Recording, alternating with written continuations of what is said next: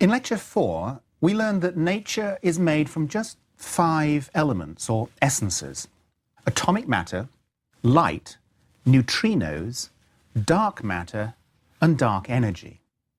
Now, our entire world and experience are concerned solely with the first 2 of these, atomic matter and light. So it's a bit humbling when you discover they're only a minor player, making up just 4% of the current total. So if we want to fully understand nature's great cosmological story, we must obviously get acquainted with the 2 dominant players: dark matter, weighing in at 23%, and dark energy, weighing in at 73%. So I hope by the end of this lecture you'll feel a little bit more comfortable with these characters and the role that they play in constructing the universe. Now, for both dark matter and dark energy, I'm going to be asking 3 questions. What's the evidence that they exist? What role do they play in the evolution of the universe? And what are they, and what are they made of? So let's start with the first of these. How do we know they exist?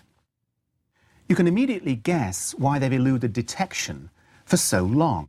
Look at their names: dark energy, dark matter. They neither emit nor scatter any light. They are profoundly invisible. Now, this isn't necessarily a disaster for us. I mean, after all, we can't see the air around us, but we know it's there because it influences things. For example, when the wind blows. And it's just the same with dark matter and dark energy. We know they're there because they influence things by their gravity. As we'll see, dark matter is lumpy, so it affects motions between individual galaxies, while dark energy is spread about uniformly, so its gravity only affects cosmic expansion. Now, since we'll be dealing with motion caused by gravity, we need to be familiar with simple circular orbital motion. So let's briefly look at that now. Imagine a large mass pulling on a small mass. If the small mass were initially stationary, it would just fall directly towards the large mass.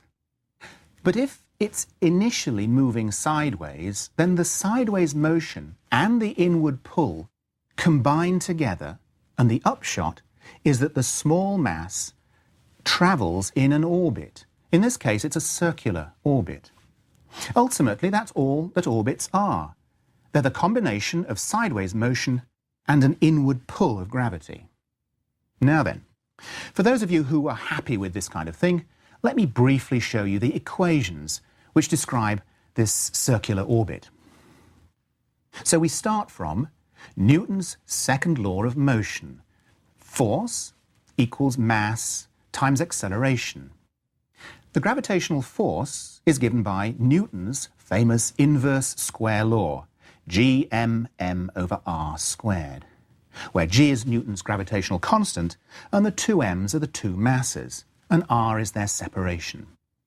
So that equals m times v squared over r, where v squared over r is the acceleration of an object moving at speed v in a circle of radius r. Okay, so we can cancel out the small mass to get gm/r squared equals v squared over r. And we can easily rearrange this to get m alone on the left, and we have m equals v squared r over g, which is an incredibly important equation. Now, don't worry if you didn't follow all of that. The bottom line is that Newton's simple laws of motion and gravity mean that if you know the size and speed of a circular orbit, you can calculate the mass responsible for making that orbit. This is an amazingly useful formula in astronomy, and I'm going to illustrate with a couple of examples. So, first one. The Earth moves around the Sun at about 30 kilometers per second in a roughly circular orbit with a radius of 150 million kilometers. Now, if you plug these numbers into the equation along with big G, you immediately find that the mass of the Sun is 2.0 times 10 to the power 30 kilograms. Bingo! The Sun's mass is measured quite accurately.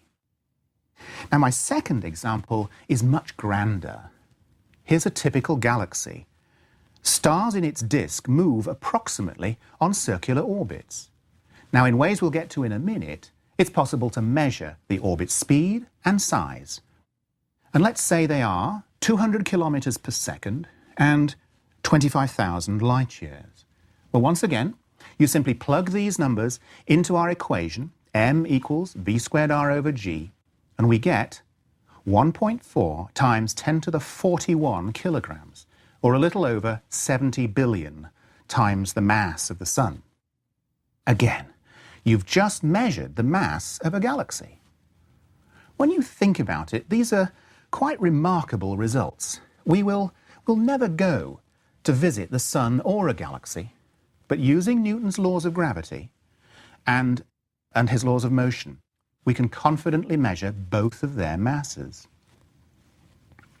Now, the examples I just showed you are for a single orbit.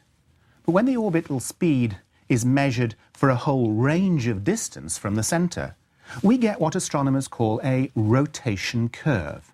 It's a graph of orbital speed versus distance from the center. Now you can play the game we just did, but for each distance, and calculate the mass inside each orbit. Here are our two examples again. For the solar system, going out in radius, the planets orbit more and more slowly. So the rotation curve drops. When you plug each velocity and each radius into our formula, you keep getting the same value for the mass, because each planet feels the same mass. It's the Sun's mass, of course. But here's a typical rotation curve for a galaxy. It stays high at all radii. Now, if you calculate the mass within each radius, you find, not surprisingly, that it increases as you go out, because mass is spread throughout the galaxy. But, and this is the important part, if you could measure orbital speeds outside the galaxy, they should drop off, right? Just like the solar system. You're now outside the galaxy, so the orbital speeds should drop. Now, throughout the 1970s, one of the pioneers in this field, Vera Rubin, measured many galaxy rotation curves using Doppler shifts of emission lines coming from clouds orbiting within the galaxy. Now, in essentially every galaxy she measured, the rotation curve remained high right to the very galaxy's edge. Now, this was a little bit unusual, but what's really needed was a way to measure rotation beyond the visible edge. Now, there was a real breakthrough in the early 1980s when radio telescopes began to discover and then measure giant rotating disks of tenuous hydrogen gas that extended well beyond the visible limits of the galaxy. Here's an amazing pair of images. On the left is an optical image of a normal spiral galaxy, and on the right, at the same scale, is a picture of the hydrogen gas taken with a radio telescope. The optical visible galaxy of stars is just the inner part of a much larger disk of hydrogen gas. Now, one of the wonderful properties of hydrogen is that it naturally emits photons with a pure radio color with wavelength 21 centimeters. And so this can be used to measure Doppler shifts. So these rotating hydrogen disks could provide just the rotation curves we were looking for. Now, before I tell you the results of that, I want to briefly show you the kind of instruments that measure this radio emission. So radio waves coming from the sky were first discovered by Karl Jansky in the early 1930s, first from the Sun and then from the Milky Way. And over the years, it's become clear that the radio sky provides a radically different view of the universe. and we'll keep returning to it during these lectures. Now, unlike optical telescopes, radio telescopes are huge. Here are two, in the US and the UK, both with collecting dishes roughly the size of a football field. Now, in the 1950s, a technique was developed which combined the signals from an array of radio telescopes, giving enormously improved sharpness to the image. This one, for example, in New Mexico, has 27 25-meter dishes spread in a Y pattern spanning 36 kilometers, justifying its name, the Very Large Array, or VLA. Okay, back to those rotation curves. Here's a VLA observation of the atomic hydrogen emission in the nearby spiral galaxy M33. Here's the optical starlight image, and here's the hydrogen gas radio image added as blue. And here, the red-blue colours signify the Doppler shifts of the hydrogen gas away and towards us. Using these Doppler velocities, here's the full rotation curve. It continues to rise well beyond the starlight disk, whose predicted rotation curve should fall like this one. These two curves are really very different and show that there is a significant mass outside in the halo, beyond the stars. Now, here's a second example that provided the first clear evidence for massive dark halos back in 1985. The optical galaxy sits within a large hydrogen disk, shown here using white contours, and the rotation curve stays flat way out beyond the stars, whose predicted rotation would fall well below the observed rotation. The only way to match that rotation curve is to add in a new component of mass, and it's labelled here as the halo. Now, I want to stress that the hydrogen gas itself is very lightweight. It's less than 1% of the mass needed here. Instead, we need something several times more massive than all the stars, yielding essentially no light. That is what's referred to as the dark matter halo. Now, with these new observations, we need to look at galaxies with a fresh eye. This is what they're really like. Whenever you see a galaxy, you must think of this whopping dark region around it. It's a bit like an iceberg. The visible galaxy is only about 1/6 of the total, most of which goes unseen. Now, galaxy rotation curves are not the only thing to reveal the presence of dark matter. Let me quickly review the evidence for dark matter in clusters of galaxies, which, if anything, is even more convincing. When you take spectra of the galaxies in clusters like these, you find Doppler velocities of several hundred kilometers per second. Now, although the galaxies aren't on nice circular orbits, it turns out that instead you can use the average galaxy velocity in our simple equation m equals v squared r over g to find the mass of the whole cluster. Now, the mass you calculate turns out typically to be 25 times more than all the stars in all the galaxies. So clearly, there is lots of invisible matter present in the clusters. Now, amazingly, this result was first found way back in 1933 by the famous Swiss-American astronomer Fritz Zwicky, who measured the Doppler velocities of galaxies in the Coma cluster. But for reasons that aren't entirely clear, his correct conclusion that galaxy clusters contained large amounts of invisible matter was never really widely accepted. And we had to wait until the 1970s to rediscover this result. Though in retrospect, Zwicky is now acknowledged, of course, to have been the first person to have discovered dark matter. Now let's look at two completely different approaches to measuring galaxy cluster masses to see if they give the same result. The first makes use of the fact that galaxy clusters have huge atmospheres of extremely sparse but extremely hot gas, which is held down by the cluster's gravity. These hot atmospheres emit X-rays, and so they can be seen using X-ray telescopes, such as NASA's Chandra satellite. You can see that they show up as large, smooth blobs filling the cluster. In some sense, these cluster atmospheres are actually similar to our own atmosphere. Their height has adjusted so that its outward pressure just balances the downward force of gravity. It's a condition called hydrostatic balance.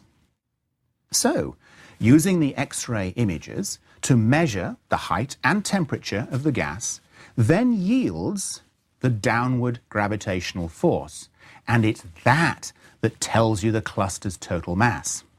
Now, fortunately, the results agree almost perfectly with the masses derived using galaxy velocities, so that's encouraging. Now, it's important to check, of course, that the mass of the atmosphere itself isn't dominating the cluster mass, and it turns out it doesn't. This graph shows the breakdown of the three components: galaxies in yellow, the hot gas in red, and dark matter in grey. The hot gas does weigh more than the galaxies, but the dark matter is 5 times heavier than both these put together. Now, the final method of measuring cluster masses is really quite wonderful.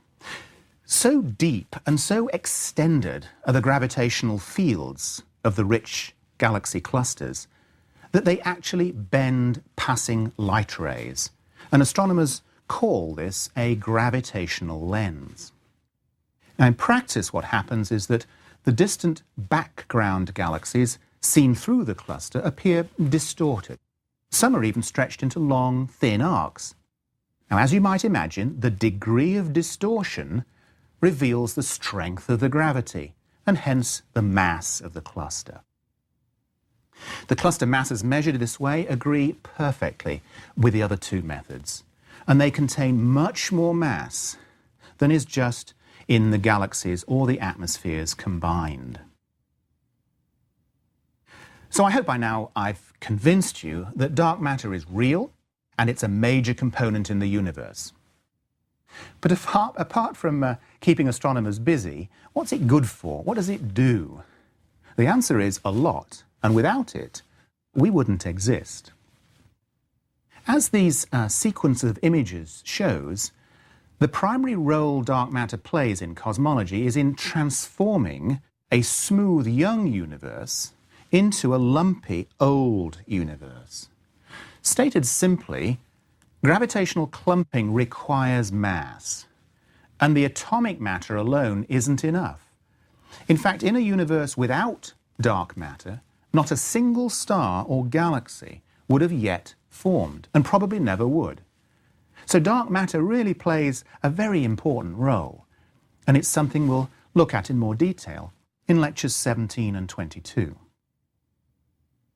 Let's consider that third question about dark matter. What exactly is it? What is it made from? Well, the simple answer is we don't know. But that's not quite fair, because we do know a few things about it. For example, we do know it is not any kind of atomic matter like failed dark stars or planets or rocks. We know this because of evidence coming to us from the early universe. In lectures 16 and then 25, I'll show you how the microwave background and the abundance of light elements both tell us that the total atomic content of the universe is just 4%. So the dark matter, which is measured to be 23%, can't be atomic matter in any form. Instead, it's likely to be some kind of relic particle left over from the Big Bang. Now, the fact that these particles are so elusive suggests that they only interact with matter via gravity and the weak force, making them sort of a little bit like heavy versions of neutrinos. Now, actually, we know they're not neutrinos, because neutrinos travel too fast to allow the growth of small-scale clumping. Computer models with this so-called hot dark matter lead to a universe with only huge structures, with few smaller structures like stars and galaxies. Instead, computer models need what is called cold dark matter, with heavier, slow-moving particles that can easily clump up and generate small-scale structure. Now, so far, no known particle fits the description. And in the absence of any further knowledge, astronomers often use a generic term, WIMP, for weakly interacting massive particle. Now, lastly, there are several groups in the US and Japan and Italy and the UK who are trying to detect dark matter particles here on Earth using very sensitive particle detectors shielded deep underground where they're free from other spurious signals. It's a very, very difficult experiment. In total, at any given time, there's only about 1 kilogram of dark matter particles within the Earth's volume. And these particles almost never interact with atoms. But calculations suggest that very occasionally a dark matter particle will smack into an atomic nucleus and knock it backwards. And it's this recoiling nucleus that's ultimately detected. Now, as the years have gone by, the sensitivity of the detectors has gotten better and better, but still, no dark matter particles have yet been found. But if or when they are, it will be one of the most important discoveries of this century. And it'll certainly earn its team the Nobel Prize. I mean, after all, it's not every day that you find the stuff from which most of the universe is made. Now, in the remaining time, I want to talk about the other enigmatic component, dark energy. And to help get started, you need to have some kind of mental image of what it is. So for the moment, just think of it as the energy of space itself. It's not much. It's about a flea jump's worth of energy per football stadium worth of volume. But when you average over the universe, it turns out to be the dominant component, weighing in at 73% of the total. Let's first look at the evidence for dark energy. Like dark matter, dark energy is utterly invisible. But unlike dark matter, it's spread uniformly throughout the universe, so its gravity doesn't affect local motions. It only affects global cosmic expansion. Now, for reasons we'll get to in Lecture 12, the key property of dark energy that makes it so unique is that its gravity causes the universe's expansion to accelerate and speed up.